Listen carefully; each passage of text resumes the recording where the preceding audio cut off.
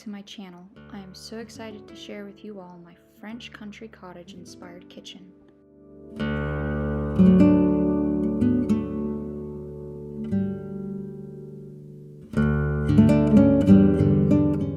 I can't believe how much a bit of paint has altered my kitchen.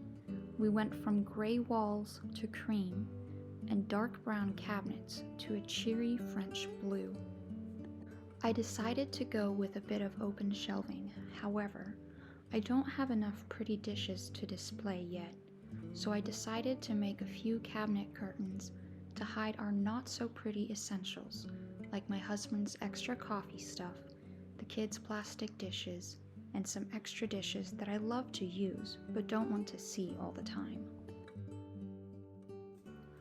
This is a platter from my rose china set and a medium-sized Corningware casserole dish, as well as a small one that I'll probably only use for serving. I love red transferware. These salad plates are from a recent antique haul. I found these cream ones at Goodwill, and the shelf will also hold the rest of my bowls from my china set, which are currently in the dishwasher because we used them today. I do collect pretty plates as well, but I also have my everyday china plates, which I will show you the pattern in a minute.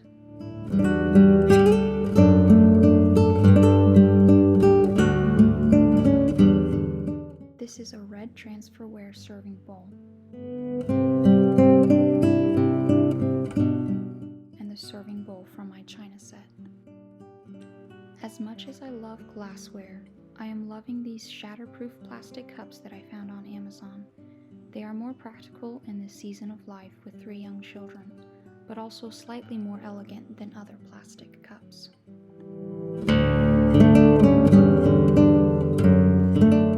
These are our dessert plates and dipping dishes. Here you can see the simple, elegant rose design of this china set, which was a wedding present from my husband's aunt. This shelf will hold my growing collection of teacups and saucers. Can you tell that I love ceramic dishes? They are so beautiful to look at. I'm learning to surround myself with beautiful things. Not only are they refreshing to look at, but they elevate what could be mundane everyday moments. Beauty makes us smile, so why shouldn't we surround ourselves with things that bring us instant joy? Another find from my recent antique haul is this charming painting of all the ingredients you need to make strawberry ice cream. It adorns this corner well, as it hangs on the monkey hook I put in the wall.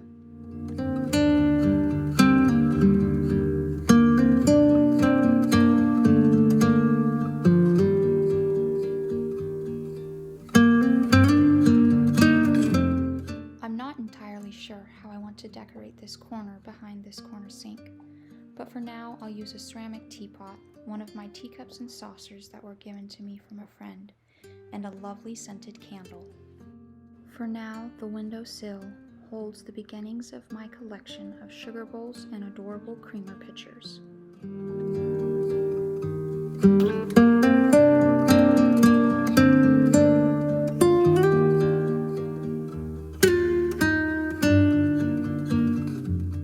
This lovely red transferware dish will sit beside my sink to hold my rings as I go about homemaking tasks like washing dishes and making bread. This basket holds my growing essential oil collection, as well as other natural remedies that are essential to my home. The other shelf holds my stash of olive oil, avocado oil, and apple cider vinegar. I do not find these things as appealing to look at, so I made a couple more curtains that I put on some small tension rods. Although I'm loving some open shelving, I like how the curtains break it up a bit.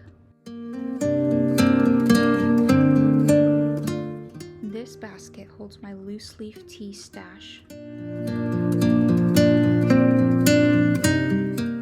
And beside it goes a tortilla warmer, which may seem random, but we love homemade tortillas around here, and the color complements the blue as well. This doily is from my grandmother's memorial service. I have fond memories of seeing her doilies in many places of her home. This is my sourdough banneton basket, as well as some cloths for covering bowls of dough. And this is a French butter crock that I can't wait to fill with some homemade butter.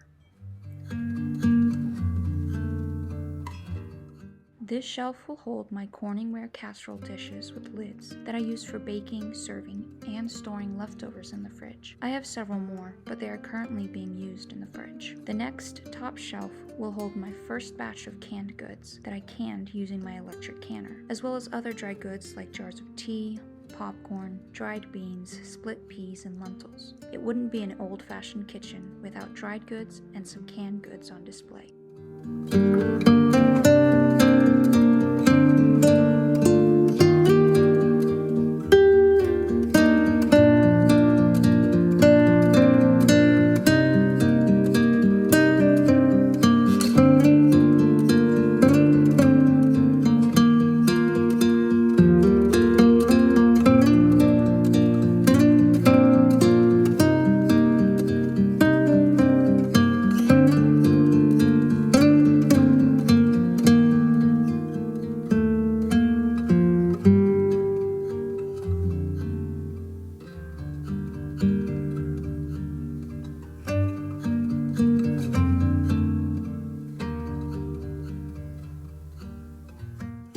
This basket hides my cheese grater and Immersion blender, which I use frequently. I love having them so accessible.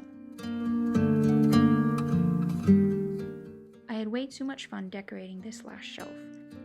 This little bench is another recent find I scored at an antique store. These little crocks or sugar bowls hold my cocoa and cumin,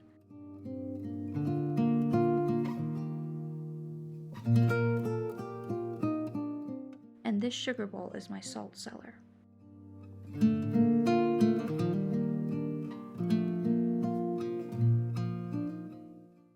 These little glass items are fermenting weights that I use to ferment sauerkraut and other vegetables. This serving bowl currently holds some winter decor, mainly some dried orange slices that I made a couple videos ago, and a few pine cones. The crock here on the counter was a delightful antique find for only $5, which I still can't believe, and is quite useful to hold my cooking utensils and other paraphernalia.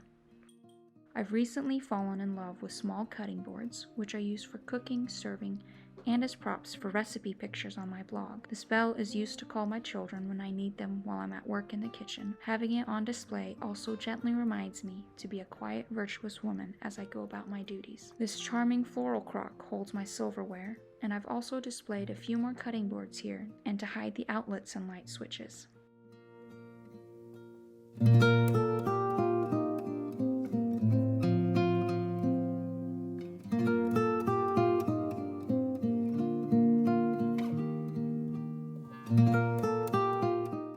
I'm still slowly deciding what I shall display on my kitchen wall, so for now this small vignette will do.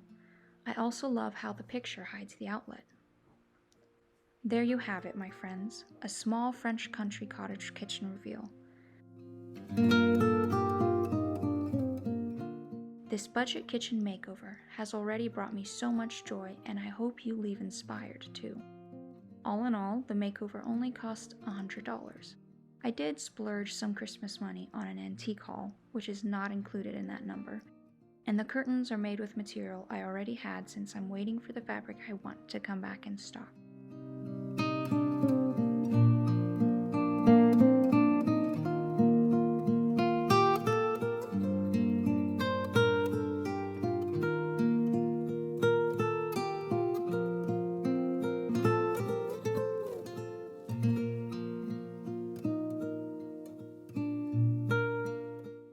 Hopefully we will be able to continue our kitchen makeover soon and add some new countertops as well as some beadboard and other decorative pieces like corbels and perhaps a gallery rail along the top of the cabinets to display my ever-growing collection of dishes.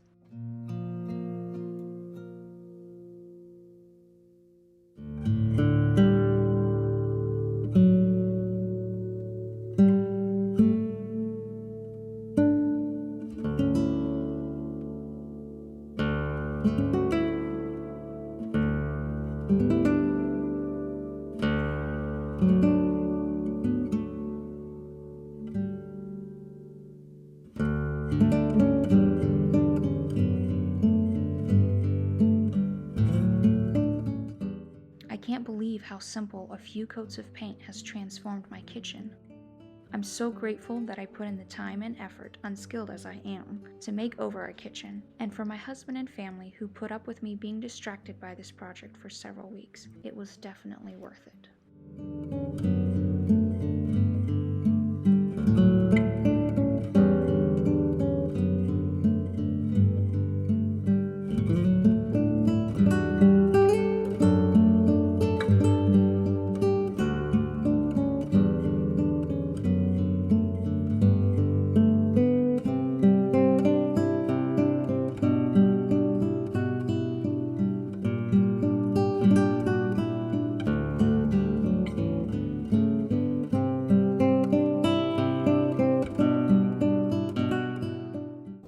Thanks for stopping by my channel, The Virtuous Home, where we are learning to cultivate the good and the beautiful at home. I hope you are inspired by this French country cottage kitchen reveal. I'll leave a link in the description to the French farmhouse that inspired me to go with this look.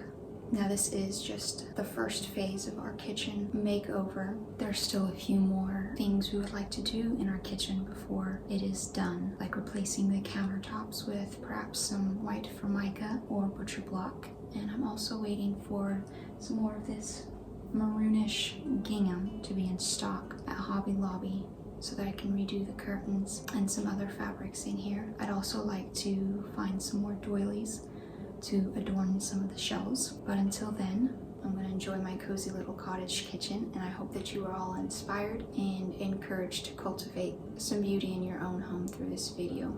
Thank you all for watching, and I'll see you all in the next video.